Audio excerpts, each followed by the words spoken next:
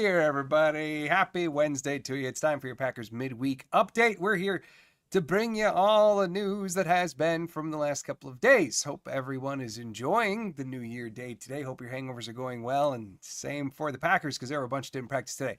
But let's get to the news. First of all, Ireland, maybe in the future for the Green Bay Packers. That was the massive rumor going around yesterday that supposedly, according to inside sources, the NFL is going to play one of the first games in Ireland next year, and the rumored matchup would be Steelers and Packers. Now, whether that comes to fruition or not, obviously we have no idea at this time, but that is the current scuttlebutt, so you may want to start looking into plane prices now. Like, just personally, I gotta say, out of all the places the Packers could go to for a game, that's pretty freaking high on the list. Like, that does sound very, very exciting. And I'm also eager to see if the Wisconsinites can close down any Irish pubs. Hello, Jeremy. What's up? Happy New Year. So, that's kind of the big rumor. Now let's actually get to some of the concrete stuff. Let's go to today's injury report. I'm so excited for Ireland. Hopefully we can break our streak of international games. Oh, yeah, that would But be sad. anywho. That would be sad. That's true. Now for your injury report. Did not practice today. A little bit of a list here. We have Jaire Alexander, Quay Walker, Christian Watson, Evan Williams, Zane Anderson, Brenton Cox Jr., and Andre Dillard. And limited for our walkthrough, Elton Jenkins. Yeah. I guess he just did a casual stroll instead of a walk. That is true. What's up, Scott? It is important to note that today was just a walkthrough for the Green Bay Packers. It was not some full-fledged, like, go out, padded practice type deal. This was their walkthrough of the week. As for why that walkthrough occurred on a Wednesday, frankly, I'm not entirely sure. LaFleur didn't really dive into specifics. Could just be because it was, like, the holiday today, so he's restructuring the week a little bit. But some notes here. Elton Jenkins was just a vet rest type limited walkthrough. Everyone else, these are injuries that we predominantly knew about. Brenton Cox Jr., I haven't seen any new details emerge about him, but for like Quay, it was the ankle injury, Watson, the knee. Like, most of these were expected. But there is some news about a certain Packer, and I'm sure we'll be diving into this as Scott is chomping at the bit. Yeah, Jaire Alexander. Matt LaFleur revealed today that he is having season-ending knee surgery, that it's time for that torn PCL to actually get repaired. Now, since LaFleur said that at the press conference, there's been a few other details emerge from Tom Silverstein in the Milwaukee Journal-Sentinel and Adam Schefter. And they said that per their sources, what has been going on here is that the Packers have tried exploring why does the knee continually swell? Why is there still pain there? And so he had an arthroscopic surgery done that is basically going to shut him down now and hopefully repair it once and for all. Schefter also said that, like, if the Packers make it to the Super Bowl, Jaire could potentially return for that, but that would be about it. Now, this leads to a lot of questions. For instance, why, when he tore his PCL in week 8, why did they try to get him back out there? Why did they march him back out there in week 11 at all? And then once it was aggravated in week 11, why not just do the surgery right away and then hopefully get him for a playoff run rather than take all this time? Those are answers that we on the outside can't possibly know, right? Because there's also been all the rumors of the last week that, you know, LaFleur has talked about, or he's been asked, I should say, is there a difference in medical opinion between the Packers organization and Jaire and his people? And he got kind of coy about that. He never said no. He didn't also say yes. So that led to further rumors that there's been this rift between the two parties, right? All of that now is of secondary importance. What is important, of course, is that the Green Bay Packers are going to officially be without their number one corner for this entire postseason run, absent maybe the Super Bowl if they get that far. So, Jeremy, to your point, that is exactly what has been running through my head. Yep. That, boy, doesn't this feel a lot like Bakhtiari? Like this unknown kind of injury that keeps on swelling, that they can't figure out. And now maybe there's some dissension between what the player's feeling and what the team is saying he should be feeling. And it just keeps on going. Yeah, it does have a certain familiarity to it, doesn't it? Now, I know that the hot topic is whether Jaire Alexander should be a Packer next year or not. My personal opinion is keep him around for one more year. And there's a few reasons why. Okay. Looking at both Spot Track and OTC, their numbers actually pretty well align here. The Packers have roughly, heading into 2025, $62 million in available cap space. Okay. $62 million. That's a ton and way more than they've had to work with in years. Now, Jaire Alexander is going to be 28 years old next year. If they decide to move on from him in the offseason, and keep in mind his stock may not be particularly high right now, but if they decide to trade or cut him, if it is a pre-June 1st release, the Packers will take on $18 million in dead cap money and open up $7 million in space. So taking him from $62 million in cap space to $69 if you cut Jaire. If you do it as a post-June 1st designation, which keep in mind, then you got to carry him until then. You're not getting the money till then. Then it becomes $7 million in dead cap, $17.5 million in open cap space. You're increasing $10 million there. Versus if you were to do it a year later, then it becomes like $7 million dead and $19.5 open if it's post-June 1, or $10 and $17 if it's pre-June 1. So I think given where they are at the cornerback situation, really, like you got Carrington Valentine to build around. Great.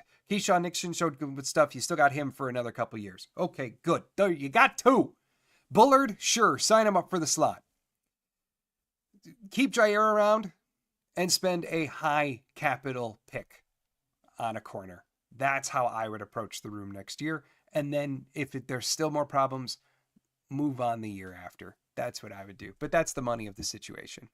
So, all right, let's see what else we got here. Rocket Knees. We are a year away from being legit contenders. I don't believe Matt LaFleur is a playoff head coach. He has some Aaron Rodgers in him, if you know what I mean.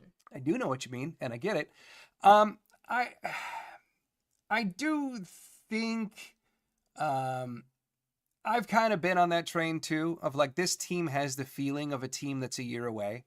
Like last year was this kind of like flash in the pan. They did a bunch of good stuff, but you just kind of knew that the roster wasn't all the way there.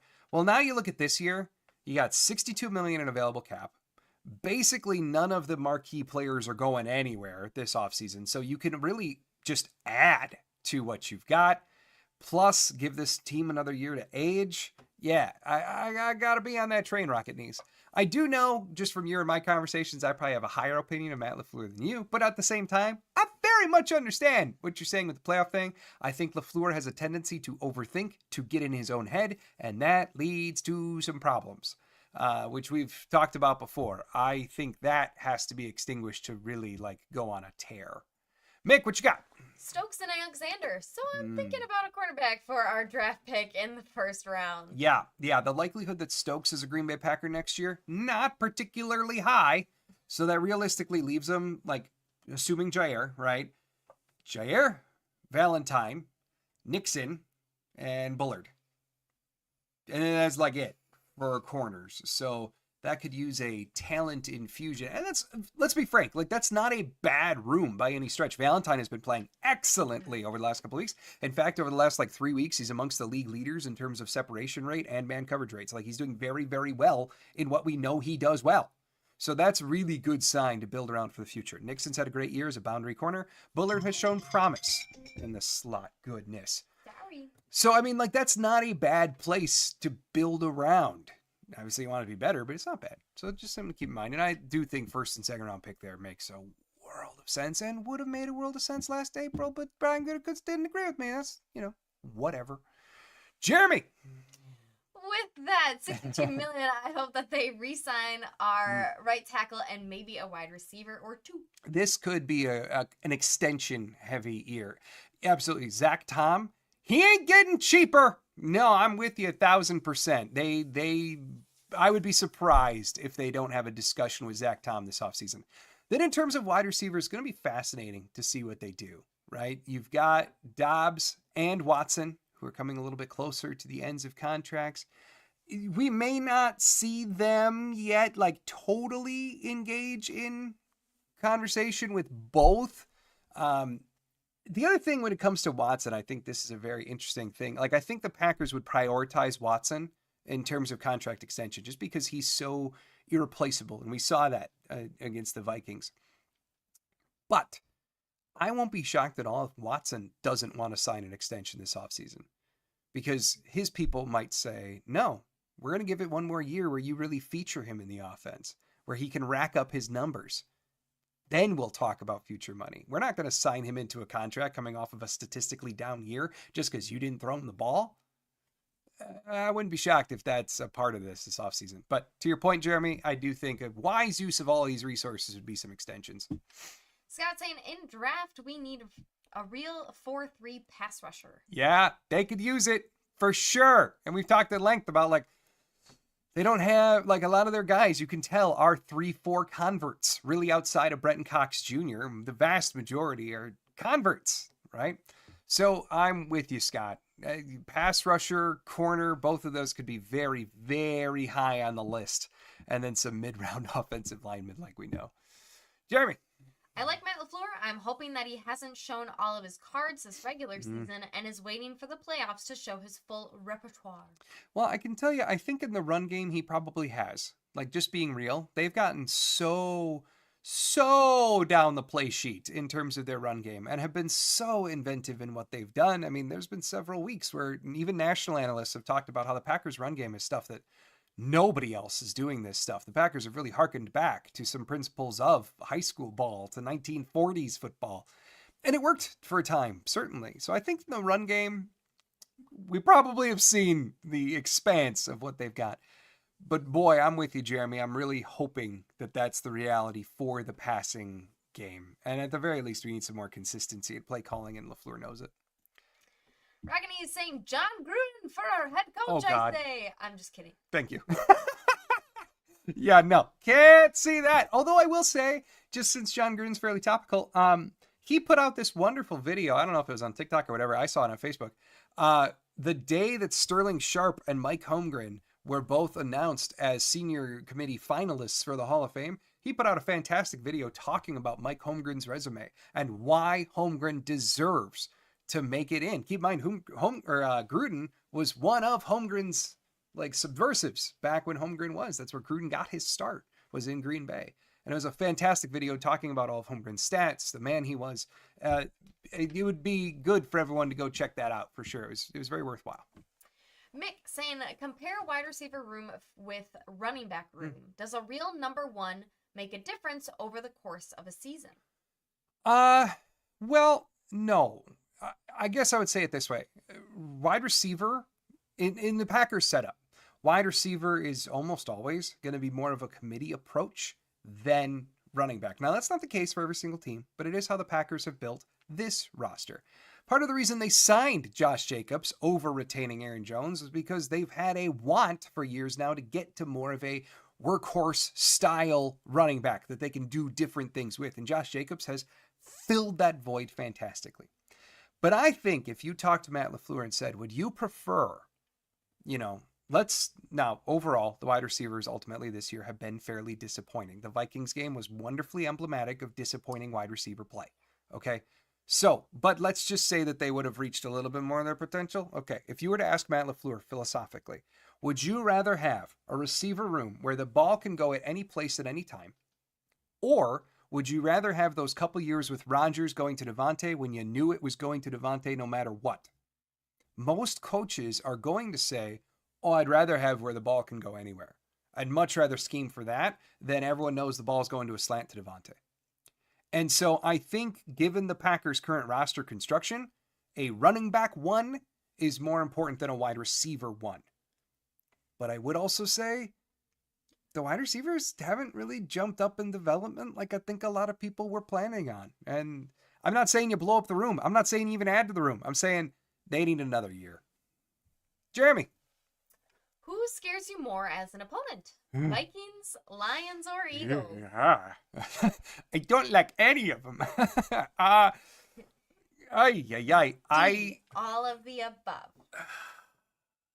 Honestly, and this feels really, really messed up to say, the one that I don't want to face again the most would be the Vikings.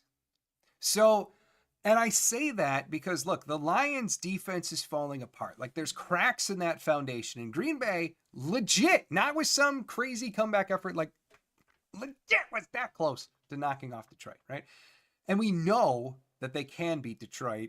They did it last year in convincing fashion when their backs were up against the wall. Okay. With Philly, I think Philly this year has rounded into form really nicely. Like, they've got a top-ranked defense. Their running game is spectacular, and I'm not worried anymore. I'm not worried anymore about the Packers shutting down a run game. But with Philly, then they can just go to Devonta Smith and A.J. Brown, and both of those receivers are completely adept at just, like, their strengths are where Green Bay's weaknesses defensively lie. So that's concerning, right? But still, I would think that, like, maybe shutting down Saquon, Jalen Hurts can get erratic. You can beat Philly. Minnesota, though, man, I mean, this last matchup, they were convincingly good. And when you look over Minnesota, I'm not sure that Green Bay, in its current form, now if they go on a tear, sure, but in its current form, I'm not sure that they're taking down Minnesota even in a third matchup. So I gotta lean that way, which feels dirty. I don't like it. But it's true. Ragini is saying you become a wide receiver one when the opponent's defense decides to focus on you and puts that extra attention. Yeah, I mean, I think otherwise too, like the other side of that would be just like drastically more statistics than like your counterparts, right? Like those Devontae years. Yes, he was getting more attention, but also like he was the unquestioned wide receiver one because dude had 30 more catches and 500 more yards than anyone else. You know, whereas the Packers, they don't have that. They don't have someone so domineering with the ball. Also saying out of the four receivers, I would say Watson gets treated like a number one.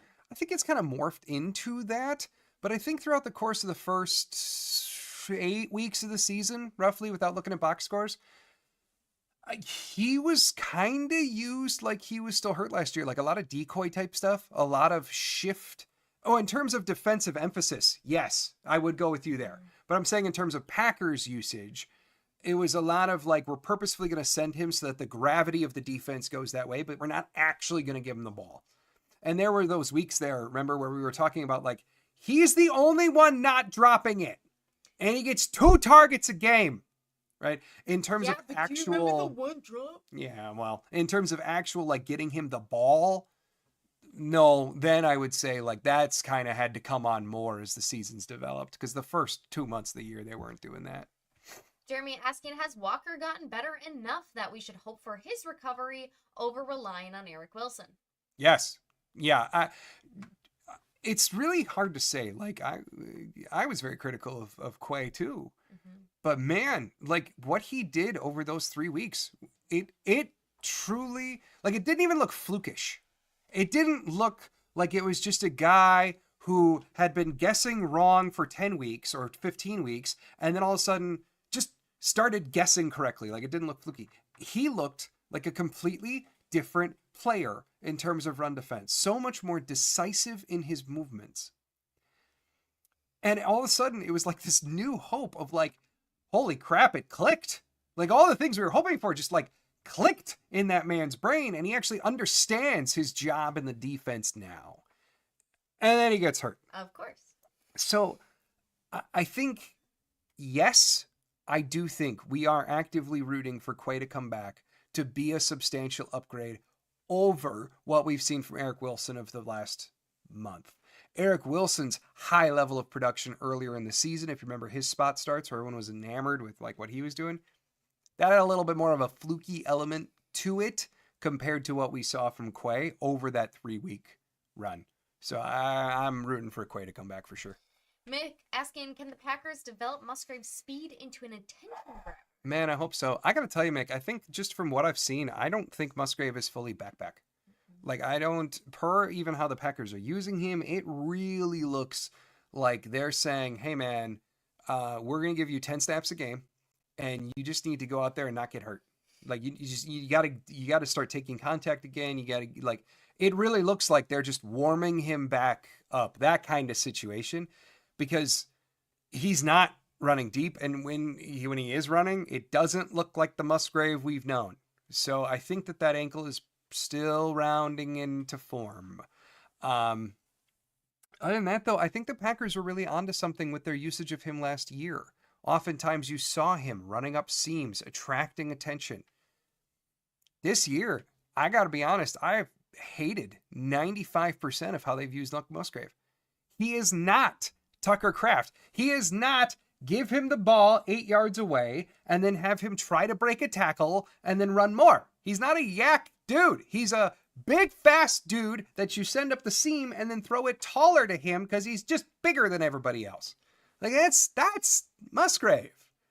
And the Packers this year just haven't seemed interested in using him that way at all. And it's one of the more baffling offensive choices this year, I would say.